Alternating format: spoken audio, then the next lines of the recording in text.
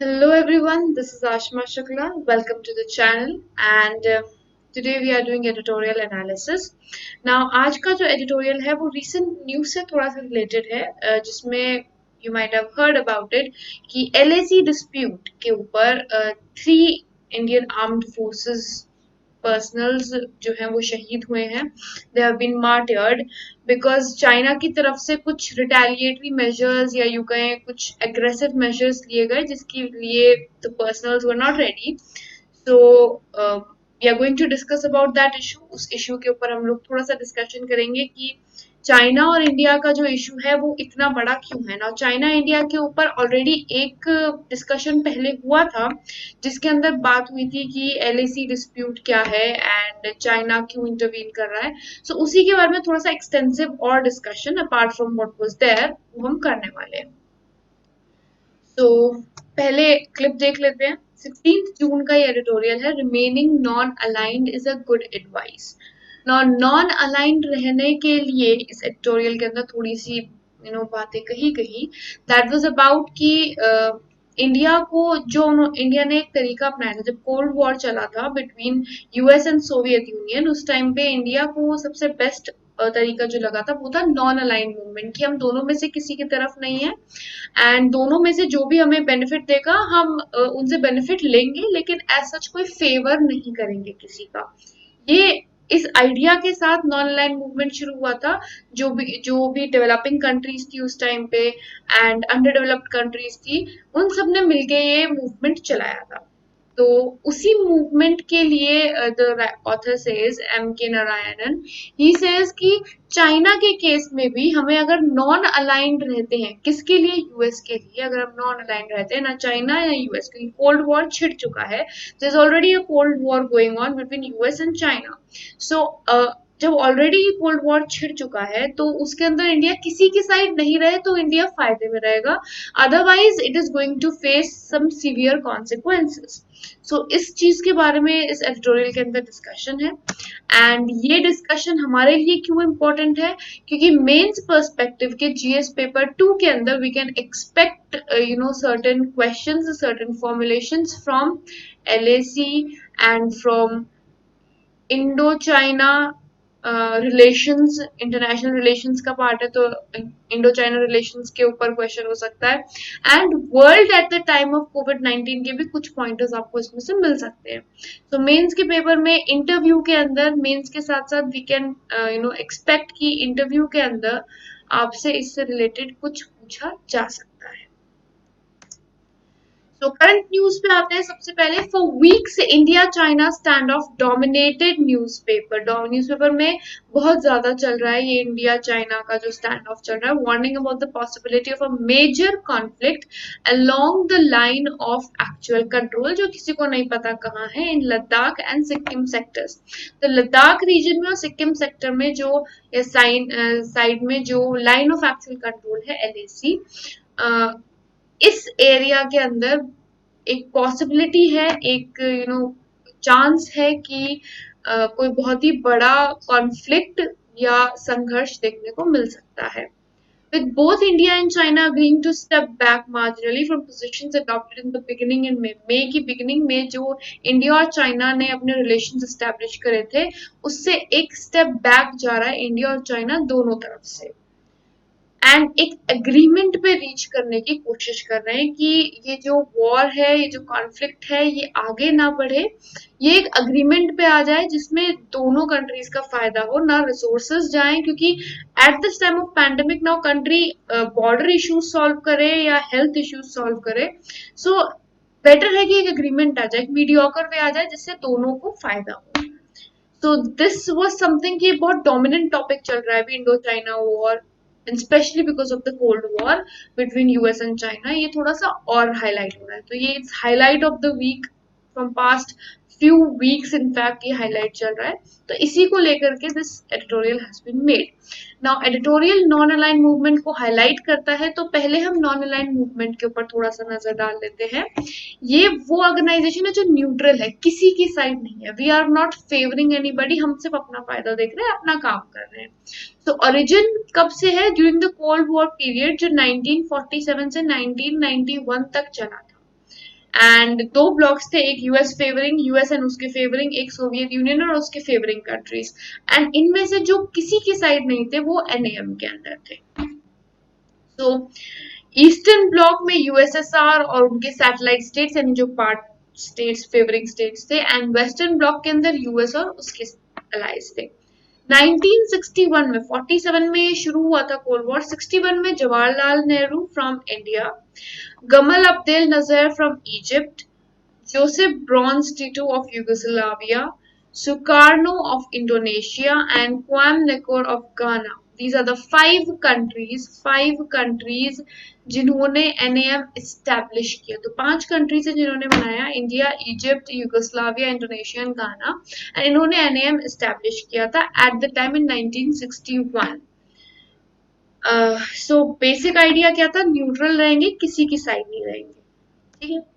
सो ये NAM countries and observer Nations हैं। So all the countries जो रेड में मार्क्ड हैं ये सारी मेंबर कंट्रीज हैं, एंड ये जो कंट्रीज हैं येलो में मार्क्ड या light coloured mark, these are observer countries जो NAM के डिस्टेंट पार्टनर्स, ठीक है। तो थोड़ा सा बैकग्राउंड चेक करते हैं हम इंडिया और चाइना के इशू का।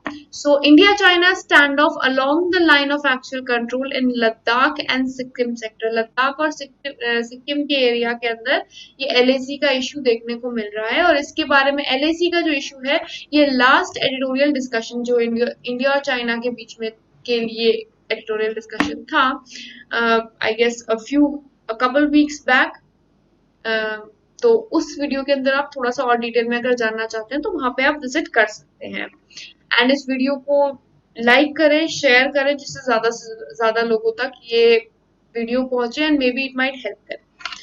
Moving to the next topic, despite India and China agreeing on partial disengagement, partial disengagement यानी कि दोनों ने आंशिक विघटन के बारे में एग्रीमेंट कर लिया, सहमत हो गए कि हम पूरी तरह से एंगेज नहीं होंगे किसी कंट्री के साथ। This is a perceptible tension along LAC के साथ बोधगम्य तनाव है, ये tension is visible clearly. Although दोनों ने एग्री किया है कि हम फुल्ली एंगेज नहीं हो रहे हैं किसी कंट्री के साथ। The author argues that Chinese actions indicate that Chinese would not withdraw from Glawan Valley or Pangsong Tso. Pangong Tso Ladakh area में है, एंड ये LAC का पार्ट है। It's a lake which forms a part of LAC। Galwan Valley दोनों तरफ से मतलब clear indication है कि चाइना इन दोनों जगह से पीछे तो नहीं हटने वाला है, वो वहीं खड़े रहेंगे। आगे बढ़ेंगे तो पता नहीं, पर पीछे तो नहीं जाएंगे, उन्होंने क्लियरली सिग्निफाई कर दिया है। एंड साथ ही साथ they have huge military assigned there, वहां पे बहुत बड़ी मिलिट्री कंसाइनमेंट अलाइन कर रखा है वहां पे। एंड रिसेंट अभी उन्होंने कुछ ऑब्लिगेशंस तोड़े हैं, जिसकी वजह से इंडियन आर्मी की तरफ से there were 3 jawans, 1 CO and 2 jawans that have been martyred, जो शहीद हुए हैं in a conflict that happened recently on LAC। तो टेंशन क्यों है? What are the reasons why the countries are not going along together? India's border infrastructure. Now border के infrastructure को लेकर के इशू क्यों है? चाइना डज नॉट वांट कि इंडिया किसी भी तरह का डेवलपमेंट करे बॉर्डर पे या उसके आसपास, बॉर्डर के आसपास के लोगों को। और इंडिया का क्या है कि वहां पे भी इंडियंस ही रहते हैं, तो उनको भी हमें इंफ्रास्ट्रक्चर देने की जरूरत है, उनको भी हम फैसिलिटीज देने की जरूरत है।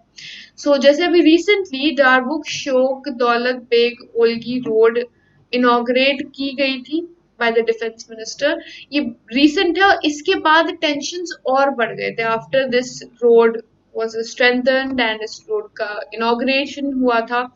उसके बाद से इंफ्रास्ट्रक्चर को लेकर के चाइना ने काफी इशू क्रिएट किया, एंड उसके बाद से LAC का इशू और हीटेड हो गया है। तो LAC पे किसी भी तरह का इंफ्रास्ट्रक्चर डेवलपमेंट को लेकर चाइना हमेशा प्रॉब्लम क्रिएट करता है। Next is bilateral tensions. India has been against China's belt and road initiative या बॉर्डर एंड रोड इनिशिएटिव। तो BRI जो है चाइना का, वो उसको लेकर के इंडिया हमेशा नेगेटिव रहा। India does not wanted. Recently जब पाकिस्तान के साथ हुआ, जब पाकिस्तान ने एग्रीमेंट किया, तो चाइना पाकिस्तान इकोनॉमिक कॉरिडोर भी बना था, तो इसके भी अगेंस्ट था। So India has always been against that BRI या कंट्रीज को कनेक्ट करने वाला आइडिया। तो कोई इतना अच्छे रिलेशंस नहीं है हमारे, we are on a down side of the relations. India put curbs and restrictions on Chinese foreign direct investment. Now, after the pandemic got into place, India ने क्या किया, फॉरेन डायरेक्ट इन्वेस्टमेंट FDI के ऊपर regulations revise हुए थे। उस revision के अंदर चाइना की तरफ से FDI के ऊपर बहुत नॉर्मल रिस्ट्रिक्शन से ज्यादा रिस्ट्रिक्शन लगा दिए। तो उसके ऊपर भी China has been raising issues कि क्यों, व्हाई आर चाइनीज प्रोडक्ट्स या Chinese investments avoided by India, India उनको क्यों अवॉइड कर रहा है, उनको क्यों हटाने की कोशिश कर रहा है। इसके ऊपर China has been creating a lot of issue, क्योंकि FDI के रेगुलेशंस बढ़ा दिए, रिस्ट्रिक्शंस बढ़ा दिए हैं कि चाइना की तरफ से इन्वेस्टमेंट कम से कम हो। Now China's internal dynamics, internal dynamics क्यों, क्योंकि जैसे there's a rumors are going on और we don't know कि कितना सच है, लेकिन ये जो सिचुएशन आई है that has been due to China, China के ही थ्रू ये वायरस स्प्रेड हुआ है, दिस इज बीइंग प्रपोज्ड। तो इंटरनल पॉलिटिकल प्रेशर क्रिएट हो रहा है about who is to blame and how the things should take place, और साथ में इकोनॉमिक प्रेशर भी है, क्योंकि इन्वेस्टमेंट पर्पसेस की तरफ से चाइना डिक्लाइन हो रहा है, बिकॉज बाकी कंट्रीज कुछ बॉयकॉट कर रही हैं चाइना को, कुछ चाइनीज प्रोडक्ट्स को बॉयकॉट कर रही हैं। सो इकोनॉमिक प्रेशर भी बहुत ज्यादा है वहां पे चाइना में, इंटरनली इंटरनल पॉलिटिक्स भी बहुत ज्यादा चल रही है। एंड वहां पे अभी ये तो सबको पता ही है कि हेल्थ इश्यू तो है ही, obviously the pandemic is going on, health issue already चल रहा है। और ऐसा नहीं है कि चाइना ऐसे इश्यूज फेस करता रहता है, जब से फ्रीडम हुआ है, जब से पीपल्स रिपब्लिक ऑफ चाइना बना है, तब से आज तक ऐसी कोई सिचुएशन नहीं आई, and for the first time इस तरह की सिचुएशन देखने को मिल रही है। So definitely it is a negative point for us, for them I mean. और एक जो फीलिंग आई है इस पैंडेमिक की वजह से, एंटी चाइना फीलिंग, कि चाइना बायकॉट करना है, चाइनीज प्रोडक्ट्स बायकॉट करना है, चाइनीज इन्वेस्टमेंट्स बायकॉट करने हैं, तो उस चीज को लेकर भी various ups and downs are going on in China. And इसके साथ साथ अब क्या कर रहा है चाइना, अपने इंटरनल इश्यूज छुपाने के लिए एक्सटर्नल इश्यूज क्रिएट कर रहा है। So Chinese aggression has been observe not only along LAC, ऐसा नहीं है कि सिर्फ इंडिया के साथ ही कर रहा है, साउथ चाइना सी के अंदर भी इसके काफी इश्यूज चल रहे हैं। कुछ टाइम पहले, I guess in Jan-Feb approximately, South China Sea का जो इशू है वो यूनाइटेड नेशंस तक भी पहुंचा, जिसके अंदर द इशू इज कि जो इंटरनेशनल वाटर्स होने चाहिए, जो किसी की प्रॉपर्टी नहीं है, उस पर भी चाइना ने अपनी प्रॉपर्टी बना रखी है साउथ चाइना सी में। So all those countries which are there, Thailand, Maldives, Malaysia, ये सारी कंट्रीज इश्यूज रेज कर रहे हैं, those who are sharing the south China sea. And this might indicate a deliberate planning on the part of Chinese leadership. Chinese अपनी मर्जी से जबरदस्ती या you can say diversion create कर रहे हैं कि हमारा ध्यान उनकी internal issues से हटके उनके external जो वो हरकतें कर रहे हैं उस पे जाए। ठीक है, तो ये ध्यान बटाने का भी तरीका हो सकता है। एंड नेक्स्ट इज इंडिया का अलाइनमेंट क्या है। नाउ इंडिया को हमेशा देखा जा रहा है कि although we are saying India non aligned होना चाहिए, but India is not non aligned. ठीक है, कैसे दिख रहा है, चाइना को ऐसा नहीं है कि इंडिया ने बोला है कि we are not going to be aligned to, we are going to boycott it, no, India ने ऐसा कुछ बोला नहीं है। लेकिन जैसे इंडिया क्वाड कंट्रीज का मेंबर है, क्वाड कंट्रीज में कौन है, USA, Australia, Japan and India, ये 4 कंट्रीज हैं जो क्वाड कंट्रीज हैं। जो क्वाड भी कैसा है, quad is a informal group, एक इनफॉर्मल ग्रुपिंग है और इसका पार्ट है, and this is seen as a anti-China kind of group because all these 4 countries are against China, and इसकी कोई formal जैसे normally international organization बनती है तो एक पेपर वर्क होता है, एक रेगुलेशन होता है, इस तरह का कोई रेगुलेशन नहीं है, तो इसे चाइना अपने अगेंस्ट मानता है, इसे रिसेंटली रिपोर्ट भी किया है चाइना ने।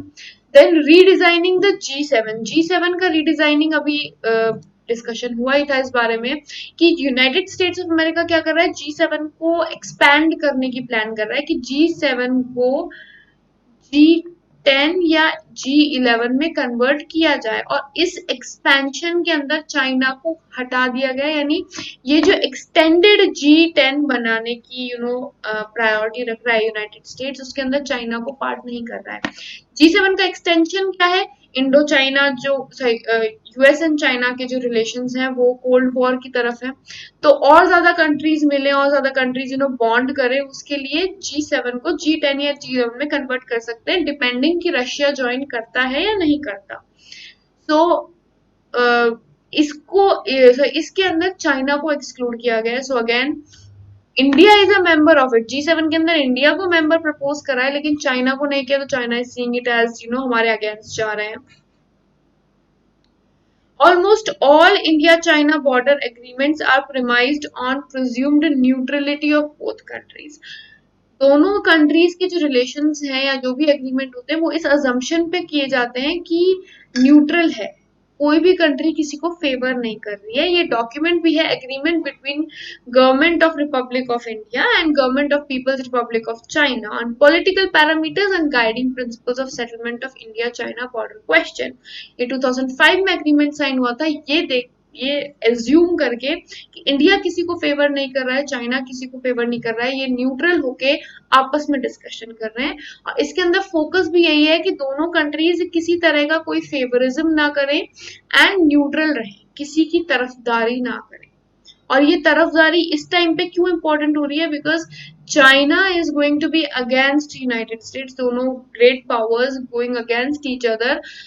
जैसे कभी एयरप्लेन लैंड नहीं होने दे रहे हैं, ब्लेम गेम चल रहा है, हीटेड डिस्कशंस चल रहे हैं, तो वो चीजें जो है कंप्लीट ब्लेम देना, तो वो सारी चीजों की वजह से it is again a question की न्यूट्रलिटी होनी चाहिए। The border countries should not be conflicting on this part.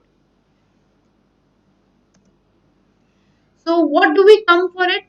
एक भी गलत step, a single misstep from either of the two countries could lead to a wider conflagration। दोनों देशों में से किसी एक के साथ भी गलत व्यवहार हुआ, किसी एक को भी लगा कि वो चीट हो रहा है, तो दोनों कंट्रीज के लिए नुकसानदायक हो सकता है। तो इसलिए it is best that India remains truly non aligned, completely सिर्फ अपने बारे में सोचे, ना यूएस को के पॉलिसीज को देखते हुए डिसीजंस ले, ना चाइना की पॉलिसीज को देख के डिसीजंस ले, एंड ना ही किसी तरह का कोएलिशन बनाए जो दोनों के रिलेशंस खराब कर सके। तो बेसिकली हमारे पास ऑप्शन क्या है कि हम अगर नॉन अलाइंड रहते हैं तो या इक्वी डिस्टेंट रहते हैं, चाइना से भी उतने ही रिलेशंस हैं, यूएस के साथ भी उतने ही रिलेशंस हैं जितने पहले चल रहे थे, जो कंट्री के लिए बेनिफिशियल है, तो it is helpful. Otherwise it is going to create a major mess right now.